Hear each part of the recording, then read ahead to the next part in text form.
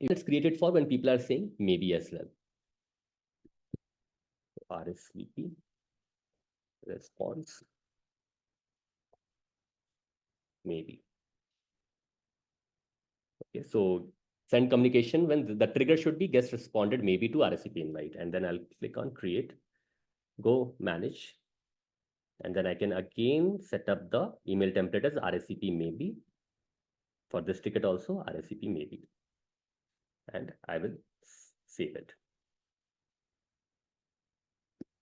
So now whenever I'm inviting anyone, these emails will automatically get triggered. And further, you also have option to send them manually or schedule them, schedule these emails in the future as well. So let me just invite someone.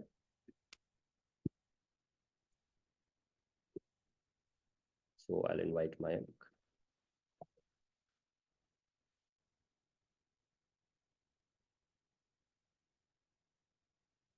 I'll register him for free pass, invite.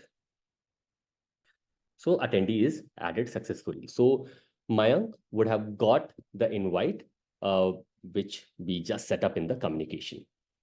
So when the RSVP invitation is sent, this email should get triggered. So we can also have a preview of what email is being sent from here directly. So if I click on preview, it will show me how the email looks. It's a very basic email. Obviously, if you want, you can further beautify it. Other than that, if I'm not sure how the email looks in the email box of an attendee, I have a feature where I can even test send the email. So I'll click on test email, and I'll just enter my email ID and click on send. Okay. I have to be registered as that. So let me just.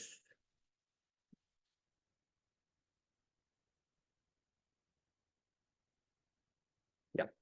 So this email ID is registered. So I could send a test email, sent successfully.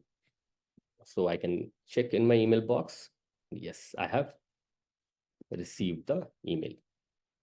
So through this, I can even preview the emails that I'm creating. I can even send the test emails to myself and see how the audience is gonna view it. And if there's any corrections, I can make then and there itself. So this is about how you can further enhance the engagement with your leads through the RSVP journey. You send the invite, and after the response, you can send the further communications.